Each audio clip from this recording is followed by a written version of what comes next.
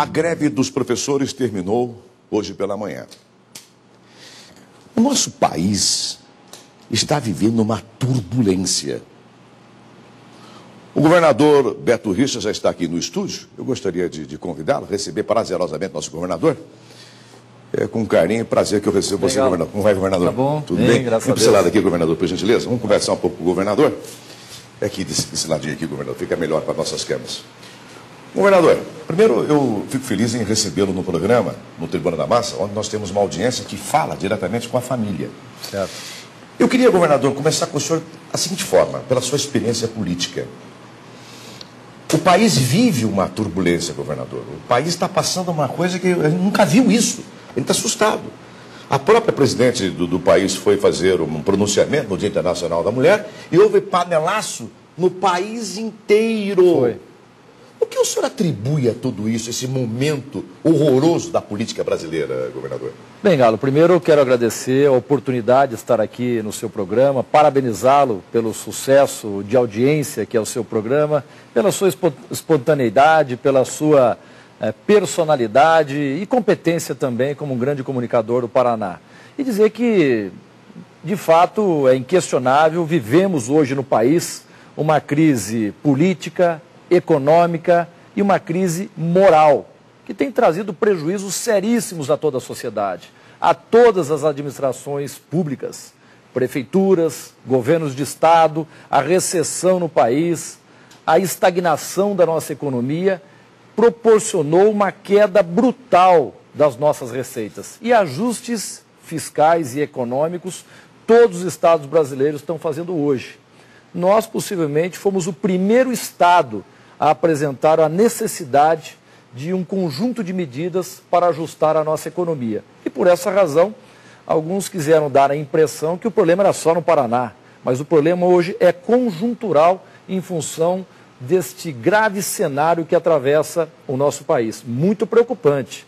Começa o desemprego, a desindustrialização não é de agora, a estagnação da economia, e nós temos que nos preparar para esse momento de dificuldades, acreditando que possivelmente, para o segundo semestre, as coisas possam melhorar. Mas para o enfrentamento da crise, nós apresentamos um conjunto de medidas que possam preservar a nossa economia e garantir, acima de tudo, Galo, a capacidade de investimentos do Estado para que a população seja preservada nos seus direitos, que são serviços públicos com mais qualidade, investimentos em obras e em serviços em todo o Estado. Governador, o senhor eleito no primeiro turno, num momento difícil do país, o senhor se elege no primeiro turno. O embate entre a decisão do povo em relação ao governo federal traz uma insatisfação para a população. Foi por pouca coisa que o Aécio não se elege. Sim. Bem, onde eu quero chegar, governador? O senhor consegue, como um dos poucos governadores do país, se eleger num primeiro turno. O cenário, governador, de lá para cá, a sensação nesta greve, principalmente que começou com os professores, a pergunta é muito importante para poder conversar com o senhor. Houve um aproveitamento da oposição política em relação ao seu governo? Não tenho a menor dúvida que houve uma conotação política em toda essa greve. Os professores foram usados por um sindicato que é comandado, em boa parte, pelo PT. A ex-presidente do sindicato, para se ter uma ideia, foi candidata a deputada do PT nas últimas eleições. O motivo da greve foi marcada a pretexto de pagarmos o terço de férias que estava atrasado dos professores, nunca os salários, salário, 13º sempre estiveram em dia, e também a rescisão de alguns professores temporários.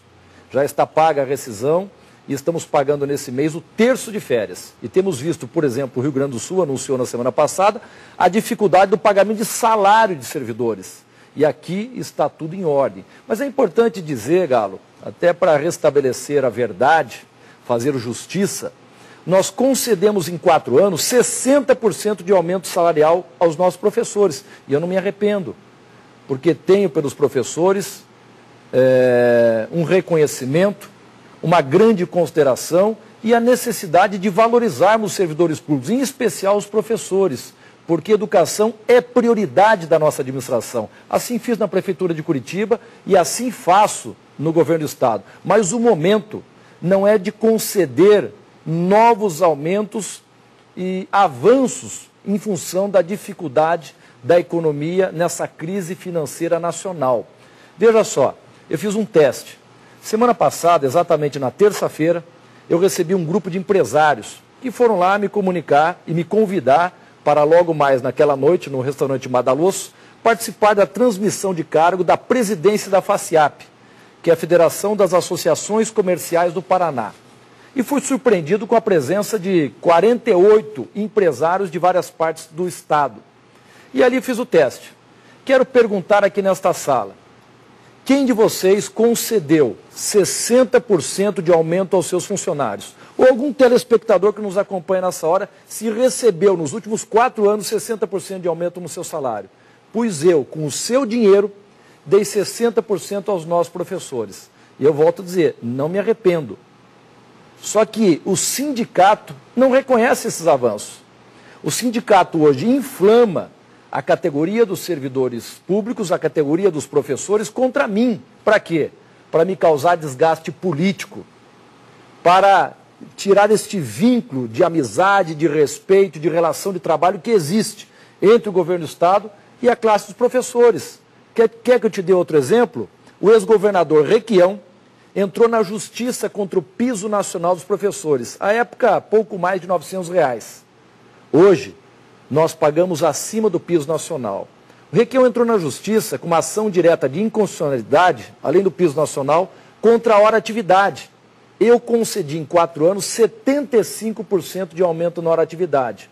Para os que nos acompanham poderem entender, hora-atividade é uma reivindicação dos professores, a hora que fica fora da sala de aula para preparar material pedagógico, a próxima aula, corrigir provas.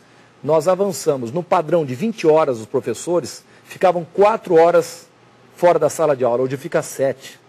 Aumentamos em 75% a hora-atividade. O ex-governador entrou na justiça contra isso. E o sindicato, no auge da greve, ergue o ex-governador no ombro. Não sei por quê. Para atender interesse político do sindicato e não os interesses dos professores. Outra situação, como exemplo, o ex-governador vetou a lei que veio da Assembleia, que reconhecia o curso da Visivale. 30 mil professores angustiados, aguardando há 10 anos o reconhecimento deste curso. Pois em 6 meses nós atendemos e conseguimos, articulando com o MEC, o reconhecimento deste curso para 30 mil professores. Daí nós quadruplicamos praticamente o repasse aos prefeitos para cobrir gastos com transporte escolar, criamos a brigada escolar, orientação aos alunos, professores, funcionários das escolas, garantindo a eles segurança. Não tinha sequer extintor de incêndio nas escolas. Compramos 7.500 extintores para as nossas escolas. Merenda escolar, pode perguntar em qualquer escola. A qualidade dos alimentos melhorou em muito. Mas, governador, antes era carne enlatada, alimentos em conserva, hoje são alimentos frescos. Quero lhe perguntar, mas por que o senhor não contou isso, governador? Por que o senhor não explicou? Eu resolvi contar, Galo. Me permita, pelo respeito e carinho que eu tenho por você, governador. É verdade. Por que antes... Eu sou muito cobrado por todos. Por que você não disse, povo, a verdade é essa? É verdade.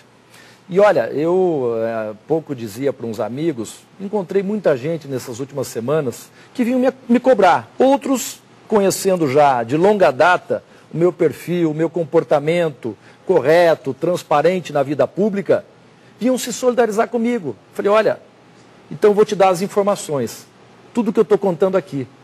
Eles ficaram boquiabertos. Mas por que você não vai a público contar tudo isso? Outra maldade que espalharam, e valeu a versão e não o fato na sociedade, é que na nossa proposta para o sistema previdenciário do Paraná, nós iríamos meter a mão, foi o termo que usaram, até deputados de oposição, no dinheiro dos velhinhos, nos 8 bilhões de reais para cobrir eventuais furos do governo. O dinheiro dos velhinhos para cobrir furos do governo. Mentira, maldosa, irresponsável dos meus adversários, pois no corpo da lei, do projeto apresentado à Assembleia, para que não pairassem dúvidas, tinha um parágrafo exclusivo, único, que dizia: os recursos da Paraná Previdência, do fundo, são exclusivos para pagamento de benefícios de inativos, aposentados e pensionistas. Nunca foi a nossa intenção.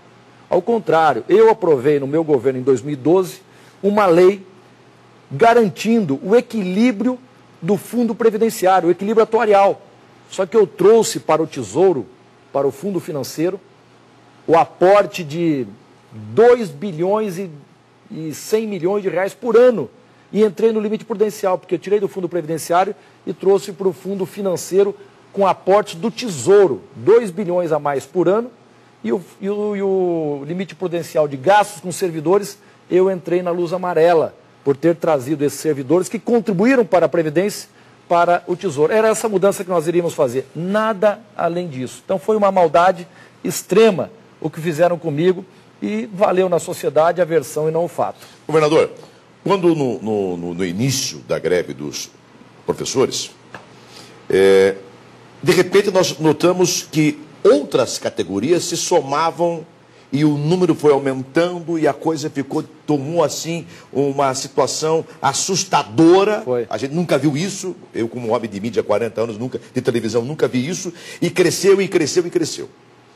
Não eram então só os professores. Não. Aí eu gostaria que o senhor explicasse para a sociedade que arquitetura política foi essa em cima do seu governo. Olha, primeiro deixar claro que todos me conhecem. Até herdei esse estilo do meu pai, tendo o privilégio do aprendizado da boa prática política, do respeito, da tolerância, do equilíbrio emocional, do diálogo que deve sempre estar presente em todos os momentos. Nós sempre tratamos a todos dessa maneira. Então eu respeito as reivindicações das diversas classes ou categorias do funcionalismo. Não tem problema nisso. Manifestações ordeiras, pacíficas, o que não podemos admitir são as arruaças, depredação de patrimônio público, como houve naquelas manifestações de junho do ano passado, se não me falha a memória. Mas os professores são ordeiros. O problema é que foram inflamados numa articulação político-partidária, com outros interesses que não os legítimos avanços da categoria dos professores, que nós nunca deixamos de atender às reivindicações dos professores. Volto a insistir, 60% de aumento salarial em 4 anos. Não tem um telespectador, possivelmente, que nos acompanha, que recebeu este aumento do seu patrão. E nós garantimos aos professores. Agora, houve sim a presença articulada, e eles são muito bons para isso, de interesses do PT, para embaralhar o jogo em função do difícil momento que esse partido atravessa, com denúncias, com petrolão, com mensalão, tudo vindo à tona, a lista do procurador Janot para apuração dos fatos, manifestação de impeachment marcado para 15 de março, popular, né? Não tem partido por trás disso, não tem corrente ideológica, é uma coisa espontânea dos cidadãos brasileiros que querem se manifestar nas ruas, 15 de março. E a ideia de esticar essa greve também é para chegar o mais próximo possível, se não no dia 15 de março, e embaralhar o jogo para confundir a opinião pública. Tanto é que sindicatos aí comandados pelo PT marcaram uma manifestação para sexta-feira, dia 13, né, com a CUT para defender a Petrobras. É o mesmo sindicato que foi às ruas um ano e pouco atrás para defender os mensaleiros do PT que estavam presos. Então é importante a população saber separar as coisas, fazer o seu julgamento do momento político que o país atravessa e o que está por trás de cada uma dessas manifestações e desta greve, que está completando um mês no estado do Paraná, trazendo prejuízos ao nosso estado e, em especial, aos alunos que precisam voltar para a escola. Os pais que estão impacientes por não ver os seus filhos na sala de aula. Governador, antes de fazer uma pergunta em relação a o que pode ser feito para esse tempo que os alunos ficaram fora da aula, o que o secretário de Educação do seu governo vai orientar, teve um momento que eu fiquei muito apreensivo, mostramos imagens, e eu citei um governador do interior de São Paulo, se não me falha a memória, que numa certa ocasião ele colocou a cavalaria, a polícia dele em cima dos professores. No momento daquela turba em cima da Assembleia, eu dizia que eu não estou vendo ordem do governador de botar o povo para fora. Pedi que não houvesse... Que momento foi esse que o senhor deve ter recebido a informação? Eles vão invadir. Aonde o senhor foi buscar aquele momento para dar decisão que não atacasse e não batesse nos professores? Desde do início, né, da manifestação, da greve e um grande número de pessoas ali na praça, no centro cívico, nas ameaças de invasão da Assembleia. Tivemos primeiro a invasão do plenário da Assembleia e depois a outra invasão que proibiu, impossibilitou a votação dos deputados. E eu sempre pedi ao secretário de Segurança Pública que não usasse a força policial com armamentos pesados, com munições, nem que fosse bala de borracha, escudo, cacetete, que acredito que nós poderíamos controlar só com a presença dos policiais, para que ninguém fosse agredido, para que ninguém saísse dali machucado, garantindo, portanto, a integridade física, tanto dos deputados, funcionários da Assembleia, os policiais, mas também dos manifestantes. Como é que o senhor vai orientar agora o seu secretário de Educação a respeito dessa reposição? Vai existir uma ingerência do governo em relação à reposição das aulas, desse tempo de período? Vai haver um acordo? Como é que vai ser agora para o pai, para a família que ele assiste nesse momento? Bom, primeiro que é lei. Os alunos precisam ter uma hora mínima de aulas ao longo do ano. Isso vai ter que ser respeitado. Todas as aulas que não foram dadas serão repostas pelos professores. Então, os alunos terão as aulas. Evidente que em outro momento, criando mais uma dificuldade para as suas famílias. E estamos estudando nesse momento que a greve, há pouco, foi considerada suspensa. Lembrando que o Tribunal de Justiça, por 2 ocasiões, determinou a imediata volta às aulas, inclusive com sanções para o sindicato, embora um sindicato riquíssimo, e não teria dificuldades, até alguns membros do sindicato, por algumas vezes, disse que pagariam com facilidade todas as punições impostas pelo Tribunal de Justiça, né? 20 mil, 10 mil reais por hora, por dia, e eles não teriam dificuldades em relação a isso. Mas estamos estudando o desconto do tempo parado em greve dos professores com a greve decretada ilegal. Governador, existe um assunto que o senhor falou o ano passado e nós acompanhamos como povo a dificuldade enorme do repasse financeiro do governo federal para o governo do estado do Paraná. Sim. E o senhor sofreu uma dificuldade enorme naquela ocasião, mas o senhor conseguiu terminar os 4 anos. Não é diferente agora. Continua o PT no governo. A pergunta é, o PT continua com essa rixa em cima do Beto Richa? É lamentável esse tipo de comportamento. E eu dou o meu exemplo para dizer aqui com tranquilidade que sou contra perseguições político-partidárias. Quando isso acontece, por exemplo, no passado, o governo da truculência, da bravata, do desrespeito, que não atendia prefeitos que não fossem aliados políticos, não mandava recurso aos municípios.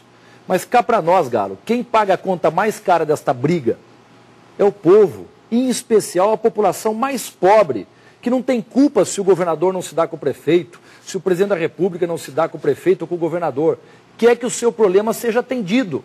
E dou aqui o exemplo do Paraná, 399 municípios, em todos, um grande volume de investimentos e obras do nosso governo.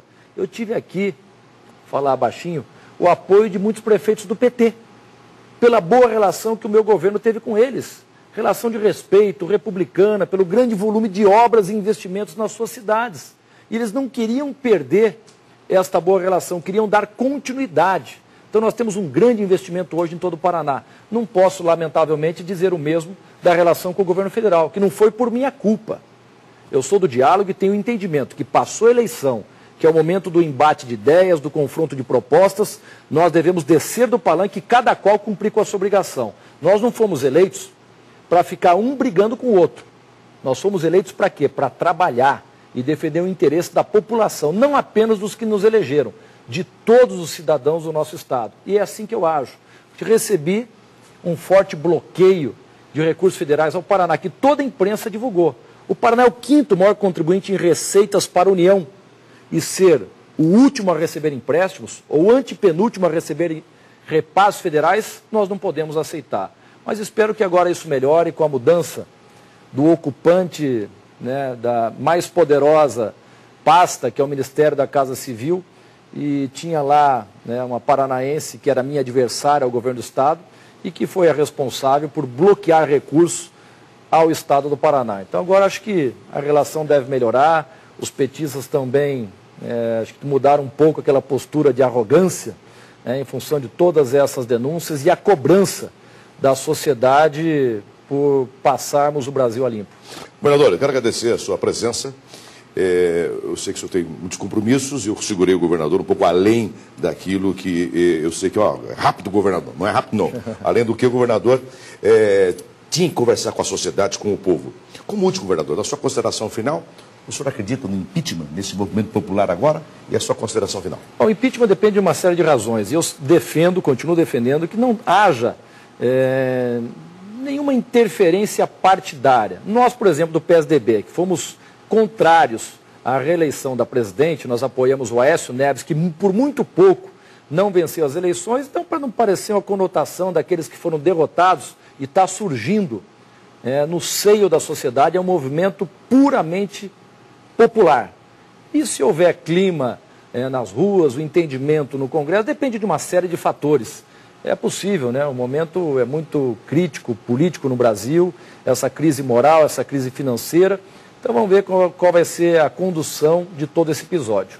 Governador, eu acredito no seu trabalho. Obrigado, eu acredito na sua pessoa, acredito no seu governo.